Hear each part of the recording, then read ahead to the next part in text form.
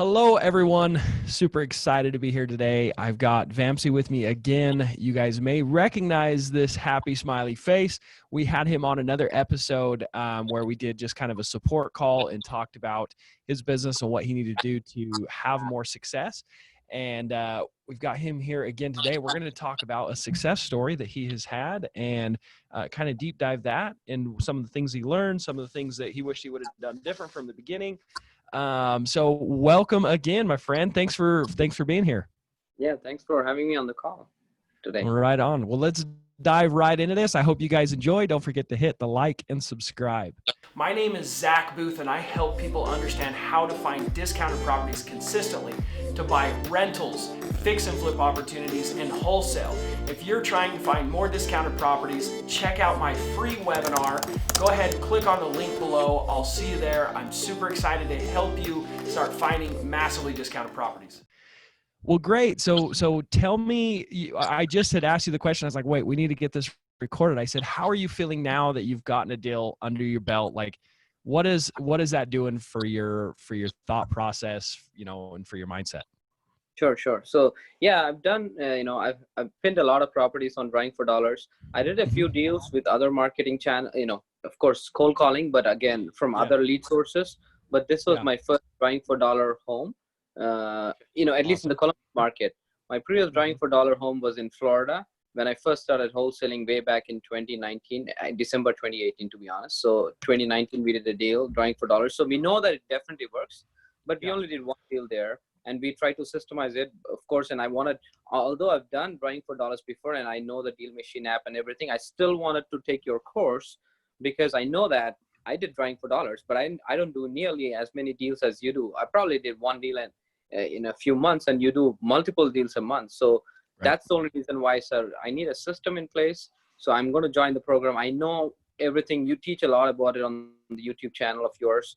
But I still wanted to have, go through the course, be in the group or, the Facebook group with other Drawing for Dollar students. And again, it's the same thing, just like Brent Daniel said, hang out with other investors and pretty soon you can up your game. So that's why I paid for the course and I did the course, and I'm glad I did because it definitely helps. And it also reassures me that the systems we are following, the more consistently do it and the longer you do it, the more success you're going to have. 100%. It's interesting to me. So an average wholesale deal across the country is around $20,000, right? Some markets it's less, some it's much more. Right. And when I say, okay, I've got a system that is bringing in multiple deals a month to my business, that's tens of thousands of dollars. And I want to show you exactly how I do it. And people are bothered by $1,000, $2,000 price point. Right. It's just mind blowing to me.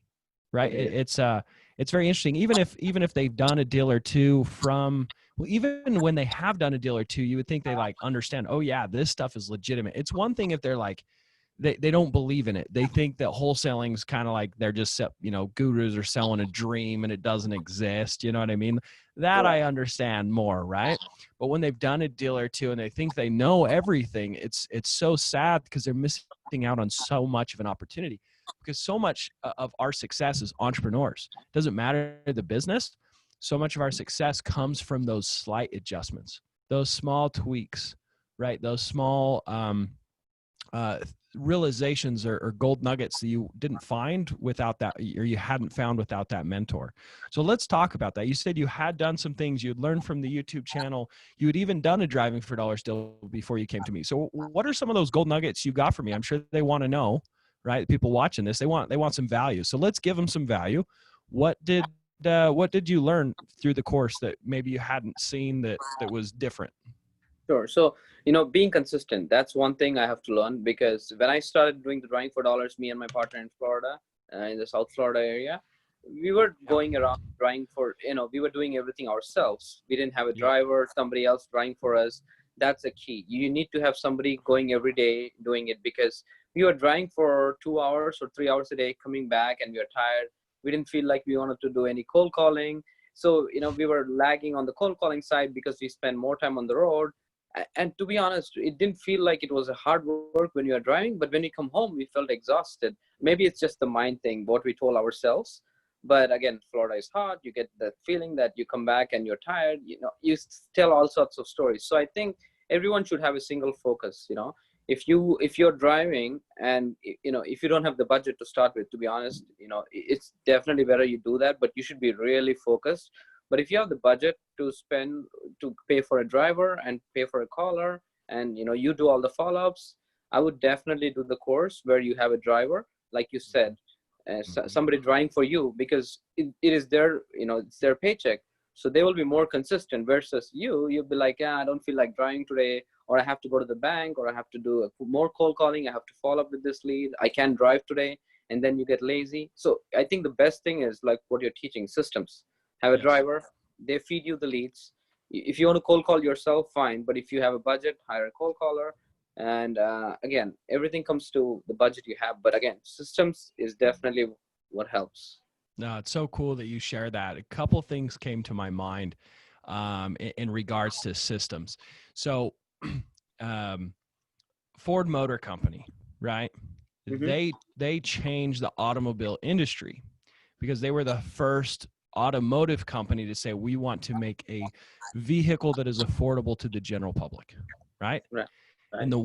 one of the ways they did that is through systems. They put together the assembly line, right? They got one person, they got really good and really fast at one little tiny portion of the entire build, right? Yeah. And they put these assembly lines together and had a beautiful process. It made Ford explode, right?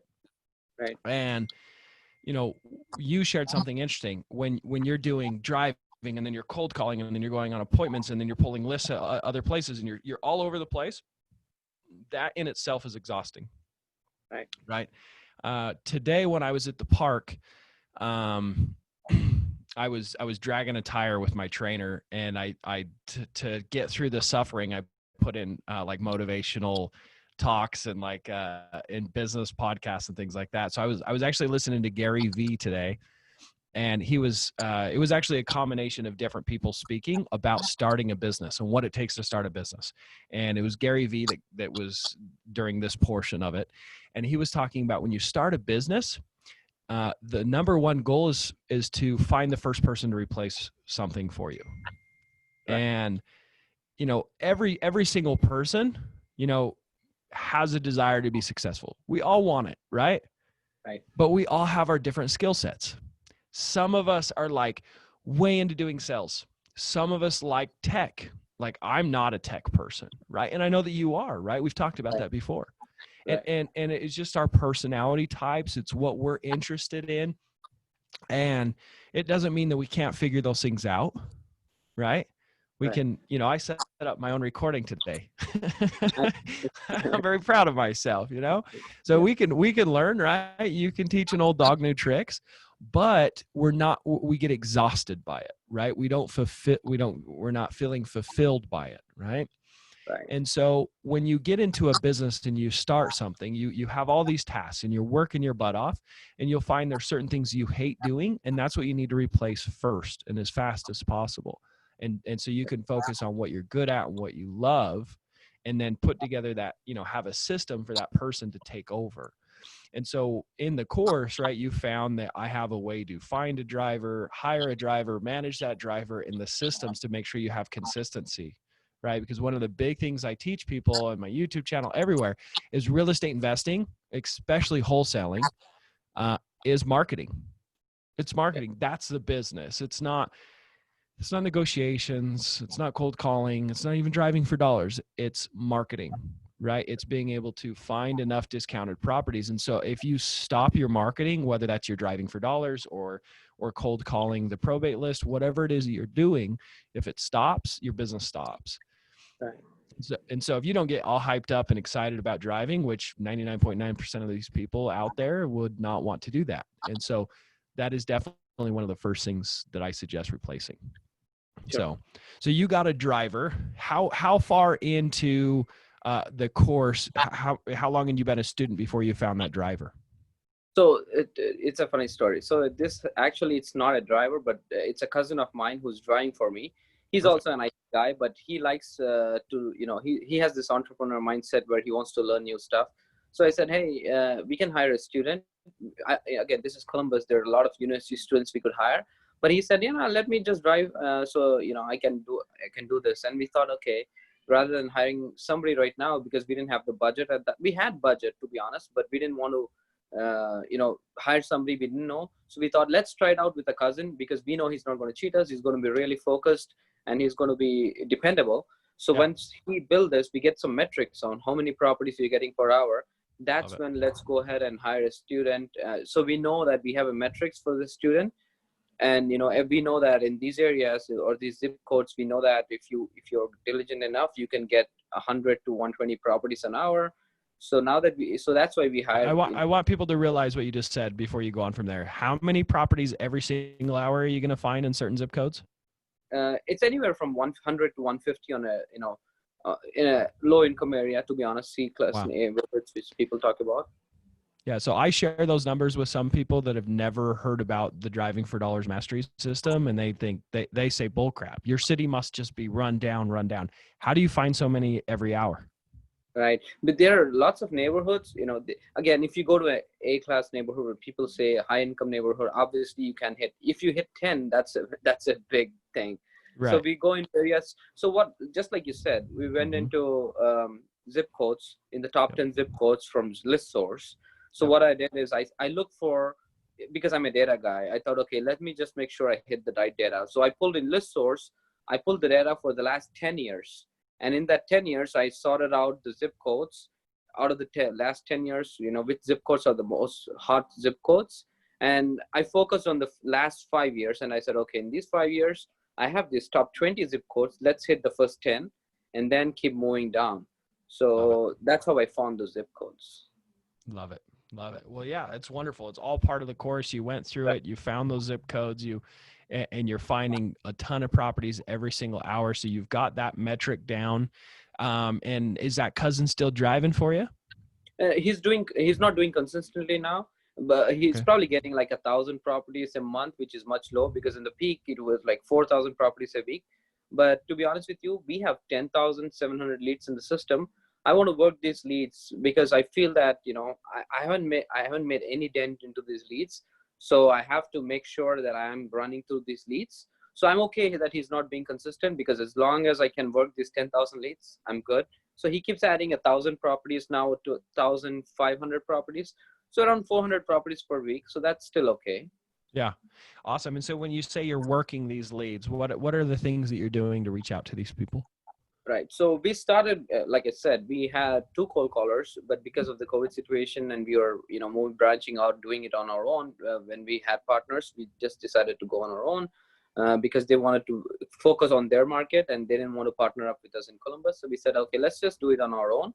So what happened was, we bought a texting system. So we kept one cold caller. We let the other caller go because we were not getting too many leads, and we thought this is the time where we can restructure our business a little. And we let one cold caller go and hired a texter. So with lead Sherpa. So we have one caller and one texter, and those are the people. So again, with cold calling, because it's a cold caller in the Philippines. In the Midwest, it's harder to connect with leads with a Philippines cold caller because they have an accent just like I do. Yeah. It was much easier in the Florida market. Even if they didn't sell the house, they at least Mhm. didn't hang up immediately, because they Right. had a foreign accent, because there were people in Spanish, people speak Spanish in South Florida a lot. Yeah, So when lots of immigrants, lots of Brazilians too. Tons of ex- Brazilians. So my wife's Brazilian. So yeah, like there's different parts of the country where it's really common to have a mixed culture, and other places not so much, like the Midwest, right? right, the Midwest, but as soon as they hear somebody with an accent, they're like, this is some cold calling industry, so they hang up. But Yeah. I've still been able to do deals even with the Philippines caller. It's not that you just have to feed them more data to get Yep. that one deal. Versus if you had an American cold caller, you probably will get more deals. But again, it also depends on the budget. I'd rather You build need my to budget. you need to get some farm boy and be like, "Hey, you want to sell your house?" Yeah, you'd be you'd be getting lots of deals, man. probably. You've got cold calling and texting. Right. How much are you spending per month in marketing? What are you spending right now? So right now, let me look at the numbers. I have an Excel sheet where I track it per month. I don't do it every month, but every once a quarter, I just update my numbers. So when I look at it, I'm spending anywhere from, including tools, Mm-hmm. operations, marketing, payroll, everything. I'm spending anywhere. I spend $2,500 every month consistently for March, April, and May. June is slightly low, around 2,000. But Mm-hmm. I added another caller, and she's really good. So I decided to hire another caller. But to be honest, we are running our budget, monthly budget, every single month on an average is anywhere from 3,500 to $4,000. That's That awesome. is That's pretty darn lean. So you've got two people working for you. Well, three really. You've got a cold caller, texter, and a driver, and you're doing all the marketing, right? You're paying for all the right. phone numbers, you're getting all the data, which is pretty incredible that you can do all of that for such a small budget. Oh, A lot of people think, oh, that's a lot of money, right? $3,000, $4,000 a month. But when an average deal is 20 grand, right? right. You should be able to pull about a deal a month with that kind Oh, of money, right? oh, easily. Easily, right? Yeah. So I mean, one thing that I look at is um, you should, with driving for dollars, if you're doing it correctly, you should be able to make 75% above what you're spending. So for example, if you spend, um, let's say, you spend 10 grand on marketing, you should be able to make, what would that be? Well, how about we say it this way? If you do $20,000 on a deal, you should spend less than 25% of that in marketing, Oh, right? okay. And so that's kind of the metric that I look at for a marketing channel. And the Okay. reason for that is in my wholesaling business, I want to make 50% profit margins, right? Right. Right. Yep. And Yep. so for that to happen, I can't spend more than 25% in marketing, because then I have an acquisition manager that needs to get paid his commissions, right? And then all the other expenses and things like my office costs, all those other costs to go into it. And I want to make money, right? I just don't want to do deals and have a nice gross income. I want to be able to put money in my pocket. So, Okay. um, so yeah, that's pretty awesome. Do you have an idea of what your profit margin is on your marketing? How many deals have you done now from the last 3 months? From the last 3 months, the problem is we did deals, but we kept two of our deals because those numbers are Oh. incredible on the rentals. Like I said, I have a goal of 100 doors of rental property Love by it. 2020. So most of the time when we find crazy low deals, we just keep it for ourselves. So to be Right. honest with you, let me tell you, I did nothing. So we branched out in March on our own. So right, Okay. March we went pretty low on, we didn't do anything much, just one caller, and then Yep. just add extra at that point. Uh-huh. And we didn't do much in March. We bought a rental property for ourselves. So the Yeah. ARV for that is a $205,000 property. We got it for 100,000, Wow. and we Did rehab it need a lot of remodel or? just rehab for $7,000. So Oh we my, put my gosh. So 107. wow. Guys, gals, are you listening to this? He picked up a rental for 50 cents on the dollar. 50 Right cents on the dollar. That's incredible. So you picked up this property for total all-in costs. at How 107. much was it? 107. 107? Right. 107. Wow. And then that includes the remodel. That includes the remodel because we bought it for Wow. 100. Closing cost is another two, so 102 plus we put another 5,000 to rehab, so 107 in Wow. total. And Wow. it rents it's a duplex, so the 2 bedroom rents for 900, the 3 bedroom rents for 850 right now, but we are going to increase that up to 1,000. So That's insane. yeah, That's insane.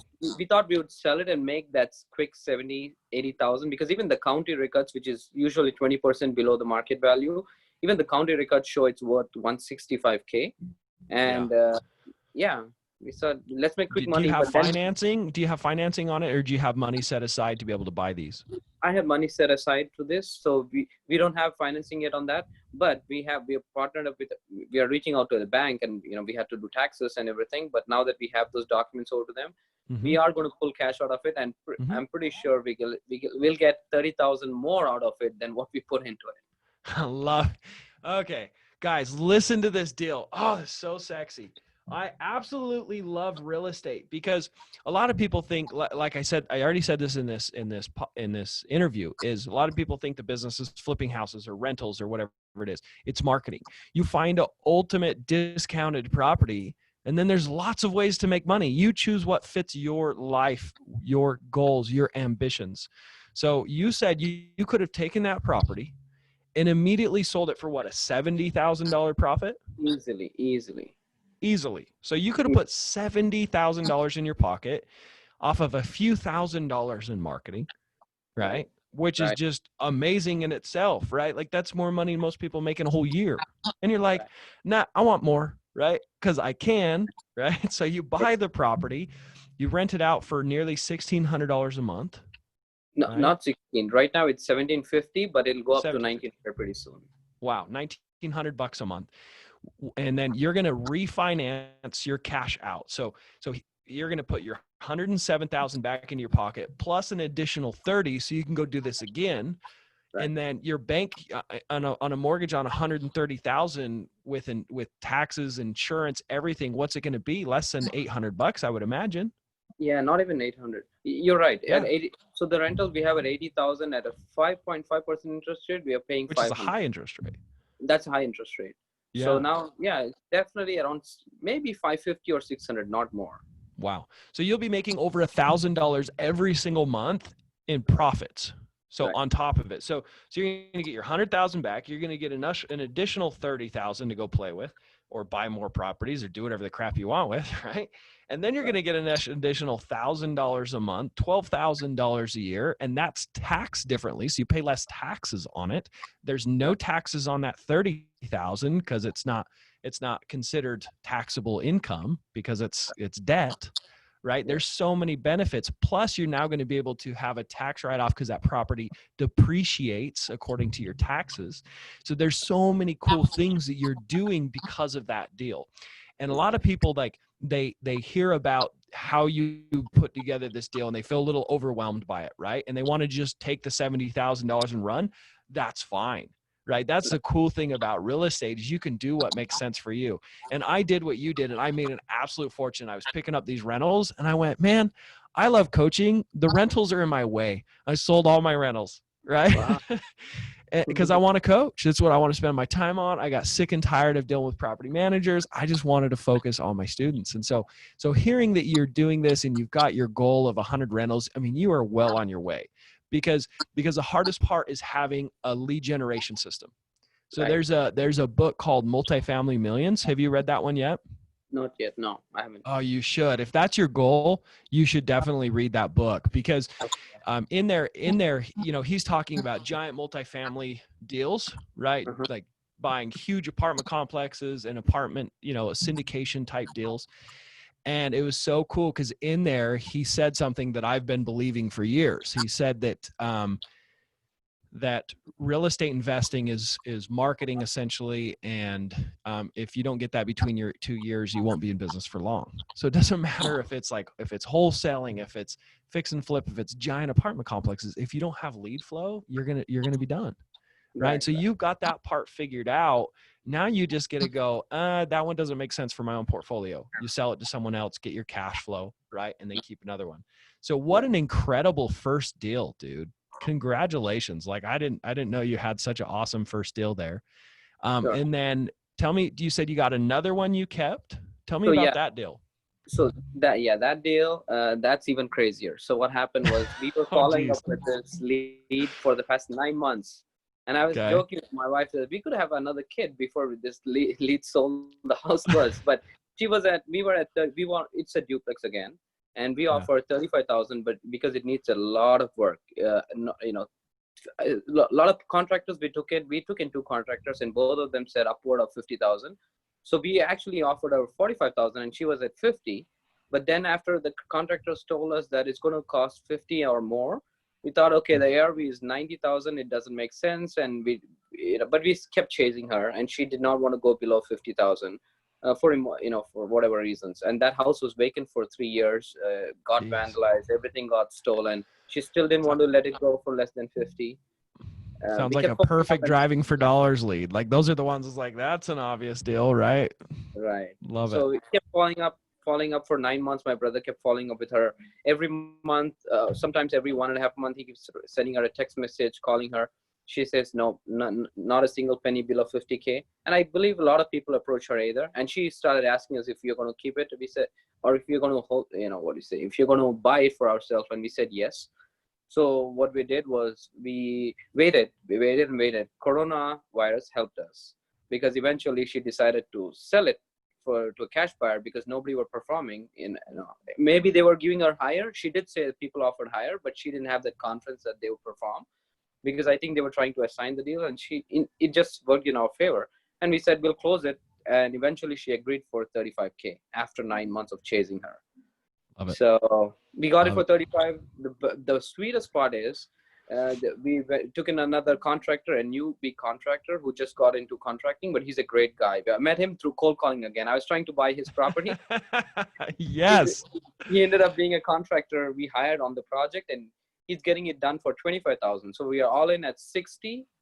Even if we pay for the mortgage, we'll be in at 60 to do the most, and it rents for $1,600 a month. Wow. So that's like Wow. 2.5% on the rents. We were Yeah. excited at Rent to value ratios. returns. Well, sorry, what were you saying? You were excited about what? When we first started in real estate, we thought, okay, 1% return on the purchase price is great. But now if you don't look at 2.5% returns, we don't get excited at all. Dude, that's so cool. Because I was the same way when I started. So if you guys don't know, 1% rent to value ratio, what that means is for every $100,000 purchase price or acquisition cost. So that includes like rent, buying it, closing costs. So for every $100,000, you want at least $1,000 in rent income, because that way you could probably be able to afford having it financed by a credit union or bank and still pay a property management company, vacancies and everything, and you can still make a small profit. But so 2.5, that means for every 100,000 purchase price, he's renting it for 2,500, which is just bonkers. Like it really is. Even for me, you're in a great market for that. A lot of like Utah, that doesn't exist. California doesn't exist. There's different markets that doesn't exist, but the Midwest, it can happen. But even in the Midwest, that is a great return on your investment. Great Right. return. So Because yeah, there's still potential for appreciation, because that's at a price point where there is appreciation possibility. right. So yeah, we did that deal in July. Actually, that was the deal we kept in July. So we are doing one deal a month, but pretty soon I have the confidence that we can double it to 2 and then 4. So we just have to make sure that we are following up more aggressive with leads and going on more appointments. And even if it doesn't sound exciting, if the property needs work, he might. And we don't care what the seller is asking. We just go on appointment because we are not salespeople. We just go on appointment, show our face, figure out if they have a pain point we can solve, and see if we can do a deal with them. And if it makes sense, we keep it. We only try to maybe we should do it differently, but we only try to get properties under contract where if nobody buys it, it makes sense for us to hold on to it. So that's why we are doing fewer deals. But if I didn't care, there are California buyers who are paying like crazy prices and scooping up the deals. Cash flow doesn't make sense at all for us. So we think it didn't make sense for them. But now we understand that, if you want to increase our business, we shouldn't think for our cash buyers. We should just present any deal we want. And if you don't sell it, we at least want to keep it. Right. Love it. So tell me about your most recent deal. You said that you had a deal that you actually wholesaled. Right. So the wholesale deal, it was an investor who has 4 properties, and we first sent out a text message to this lead in March, no response. So we did a follow-up campaign in Lead Sherpa in May, and eventually she responded. So once you send a message to some people, a lot of people don't respond. So there's a follow-up campaign which is as important as for following up with these leads. So in May, she responded back and she said, "Who is this?" And then we told, "We want to buy property." So she said, "I want to sell that house, but I have 4 other homes I want to sell." So that's how we got this lead. Love it. And I kept chasing her. She asked me if I was a wholesaler, if I was going to flip it. I said, I was honest. I told her that, yeah, if the numbers don't make sense, I might sell it to another investor. but if the numbers make sense, I'll keep it. And then she stopped responding. Maybe she thought, she doesn't want to deal with another wholesaler, or I don't know what. Yeah. But I thought, okay, I'll be honest. I'll tell her. She never responded. And then I kept sending her multiple text messages. She didn't respond. So I got frustrated. I said, let me call her, see what's the problem with her, because she was responding to my text before. As soon as I told her that I have multiple exit strategies, she stopped responding. So I got on the call with her, and she was nice. And she introduced me to her partner, who had a license with real estate, who had a real estate license. I thought it was no deal. I was like, I'm not excited. I'm going to go on this appointment. She's a realtor. She will laugh at me if I give her a lowball offer. So I'm like, yeah, it's not working. Which is, yeah, go ahead. Keep going. Sorry, I didn't mean to interrupt you. That makes me smile. So go ahead. We just anyway went on the appointment because I thought, okay, let me just see if I can build a connection with this lead, because in this business, it's all about connection, not about the numbers. So we went on an appointment, and we were really nice. And yeah, it worked out. Eventually, we got it in the contract she wanted 35. It needed $20,000 worth of repairs. The property ARV is around 60K. So it was a no deal. So we offered her 25, and we were surprised she took it. And we found another buyer. We did a JV with another wholesaler, because I didn't build a huge buyers list. We are just focusing on the acquisition side. So we did a JV with another wholesaler, and we paid her 18% for finding us a buyer. We got a buyer for 33,000. So we made 8,000 on the deal. After paying her off, we made like 6,500. That's still okay, Yeah. I would highly suggest, my friend, that you work on building your cash buyers list, right? But those that are listening to this, if you're just starting out and you don't have a cash buyers list, that's okay. Build your cash buyers list as you go. And just like Vamsi did, you can call up another wholesaler. You don't have to give them half. When you've got the purchase contract, you've done everything, you say, okay, send an email. I'll take the calls. I'll do the inspections. I'll do it all. I just need an email sent. That's it. Right. And you can get a good deal as low as 10 to 20%, just like Vamsi did. So well done on that. Good job on being able to turn that into money. I started laughing when you were kind of nervous, or like, hey, they're not going to sell it for a low amount when there's a real estate agent involved. My biggest deal I've ever done, there was a real estate agent involved, right? And there was multiple siblings involved. It was an inherited property situation. There was a desire for speed and convenience. This business is so simple. Everyone that's listening to this, my mentor taught me we're basically a pawn shop for houses, right? People use pawn shops because of convenience. It's not because anything else. Right? It doesn't matter if they're wealthy, if they're intelligent, if they're not intelligent. Like, everyone takes the path of least resistance. If there's pain points that you can solve for them, you can make a lot of money. And I proved this. I went to a wealthy neighborhood. I went on Tuesday. It's getting uploaded in the YouTube channel next week. So it might be uploaded before this one goes live. So it'll probably be in the YouTube channel already. But I went out and door knocked in a wealthy neighborhood, and I said, hey, I have a mobile pawn shop. Do you have anything you'd like to sell? And I bought a go-kart and furniture. I spent $500, and I'm going to turn it into over $1,000 because it was convenient for them just to sell it to me there. And then I had cash in my pocket, and they didn't want to have to go through and list it. And I used the same scripts. I used the same negotiation strategies to say, oh, that's a cool go-kart. You want to sell that to me? Okay, well, I want to make some money if I buy it. Why haven't you just listed it yourself and sold it? Right. It's the same exact scripts. It was so fun. And so, if you guys want to be successful in this business, it's all about solving those pain points and meeting with people and building those relationships. Just like Vamsi said, you're spot on. You're getting momentum. In 1 year, you've built your wealth up more than probably most people do in 40 years of trying to build their 401ks. You really have.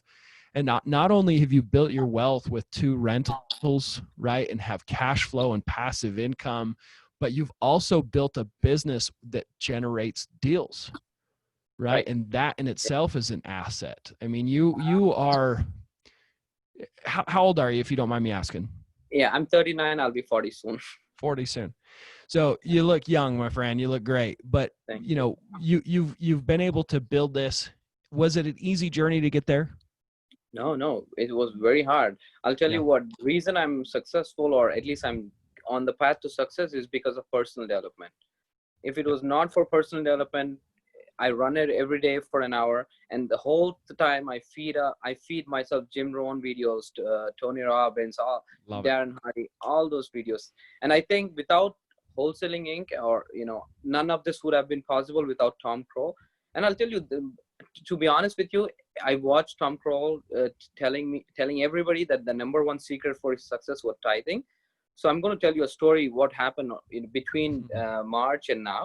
When we started March, we didn't do any deal. April, we kept it for ourselves. We knew that we were going to get that deal because we had really good rapport with the seller, so we did it. But May, June, and July, nothing was moving. So I started thinking about Tom Kroll, what he was saying about tithing, and that worked perfectly. The secret for all these successful deals in the last 4 months has been tithing. The reason I say that is because when coronavirus hit, even before that, last year I started tithing, like Tom said. I started putting 10% of my income aside into my separate account, but I was not giving it away. I had it in a separate account, but I was not giving it away. You're I like, knew I that, might. yeah, I had it, but I just didn't know how to give it, or Right. I didn't have any system in place even for that. So this March, when coronavirus hit, I told myself that I'm going to start a nonprofit organization, just like Tony Robbins said in his book, Awaken the Giant Within. After reading that book, I said, I'm going to start a nonprofit. So I started a nonprofit. I moved all this money I put aside, $12,000, into this nonprofit account. And I told my brother, you know what? We are stuck in all the deals. We were very close on all the deals, but none of the deals were moving. And he was frustrated. I was frustrated. I had the call with you, the previous call with you. I was in that frustrated mode. And I told my brother, you know what? I think we are not giving away money, which is why nothing's coming our way. Let's donate money. I'm pretty sure, I'm confident that once we give money, these deals are going to move. And I was so confident that I donated $500 to the cold calling company who provides callers to me. I donated $500 to that person because and I asked him for his help so he can, do a food drive or food donation thing with the money I sent him. And he was great. His name is Edwin, by the way. And he helped it. As soon as that happened, again, next thing I got $100 to Tony Robbins Food Basket Foundation. The very next day, we got a confirmation that the seller was ready to sell property. Yeah. I have the chills. Deal after deal. And then when we got this dying for dollar property in the contract, we were not getting any interest. And then we met another very successful investor, and he was a friend of Tom Kroll. And I told him that, hey, I like Tom Kroll, and he was in a mastermind with Tom Kroll. And I asked him, do you donate to any charity? And he said, yes, I do. So I wrote him a $200 check again for my nonprofit. As soon as I did that, within an hour, we got a buyer. So it's kind of funny, I'm using my tithing. Anytime I'm in a tough situation, I donate money, and I get multiple times back in return. So that's what I believe Tom Kroll, why he was saying tithing was his success. And that's been the success for me too. I love it. I think that's a wonderful place to end this, that if you want anything in this life, if you want more love, you have to give more love. If you want more money, you have to find a way to give other people more money and put more money in other people's pockets, right? Exactly. If you want anything in this life, you have to give to receive. That is the main reason I became a coach, because I was challenged to give what I wanted to receive. I wanted to make $1 million in a year. So I started bringing on students to put $1 million in their business. And I fell in love with coaching. I fell in love with helping people just like Vamsi here, and hearing his story of going from frustrated to being successful, and just being a very small part in that just fills me with joy and gives me hope. And just like Vamsi said, he's finding the success, he's contributing, he's giving back. And that is how I want to give back. I want to empower people that have good hearts and good intentions, that have missions in this life to accomplish something and to give and not just take, right? That's a shortcut to success. Sorry to break you up. No, go ahead. Yeah, it's true, right? I mean, it really is one of those things that, and sure, people can take advantage of others, right? People can cheat, lie, and steal and have something from their efforts, but it doesn't last. whether you want to call it God's law, the universal law, whatever language you want to use to feel comfortable with it, right? Right. You can call it karma, right? Yep. You reap what you sow, you receive what you give. And so if you want to have a lot in this life, be charitable. I was actually thinking about it. I'm going to be doing a video in Portuguese. So I served a mission in Brazil, in Sao Paulo, Brazil. I learned Portuguese. And I saw poverty for the first time in my life. I mean, true poverty. I thought I had seen poverty in ghettos, and I saw poverty for the first time. And I remember I was in this wood shack, dirt floors, no electricity, and we're teaching this lady. And someone, they didn't really have doors, so they would just like slap their hands and say, "Oh, de casa," which means anyone home, basically. And the lady opened the door and she said, "How can I help you?" And he's like, "I'm hungry. Do you guys have any food?" She opened up her little cabinet thing and she had like ultra pasteurized milk, so it didn't have to be refrigerated, some rice and beans. It was like all the food. It was like everything she had in her one cabinet. She grabbed all of it and took it to the dude. And I remember asking, "Do you know that person?" And she said, "No, I don't." I remember I cried. I started crying. I get emotional just telling the story because I saw charity for the first time. Not only did I see poverty, I saw charity, like true charity, giving absolutely everything that they had. And being this silver spoon fed American, like I didn't realize that that's what I was until I had seen that. And I remember promising myself that I would work as hard as I could and make as big of a contribution as I could. I would take advantage of all the blessings that I've been given by living in this country, and I would help other people, and I would build a platform of influence, and I would do something with it. Right. And so hearing you talk about giving and being charitable, and like that's what you found in this whole process, is the most beautiful thing. I feel like it's a mission accomplished for, I'm sure, Tom Kroll, who's a good friend of mine, and for me as well, to like hear that. Like what a beautiful way to end this. I'm super proud of you. I'm super excited for your journey. I'm sure we'll talk a ton more. Please stay active on the Facebook group and encourage other people. Share your successes, right? A lot of times all people need when they're in that discouraging state is that permission, basically, like this stuff's real, right? You can do this. So awesome stuff, awesome content. Do you have anything you'd like to add to our listeners before we go? I just want to add that, no matter what tough situations are you in, do that thing, tithing with Tom Kroll says about, that'll work magic in your life. And the feeling of abundance you get because of the tithing you're doing, that itself makes you happy. You can go to bed happy. You can wake up happy. You can inspire more people. And that alone is another contribution you're doing to this world. And yeah, it's a happy place. People around will be happy. Love it. Such a cool way to end it. Thank you so much, and we'll talk soon, my friend. No problem. Thanks again, Zach. All right. Talk to you soon. Bye. Bye-bye.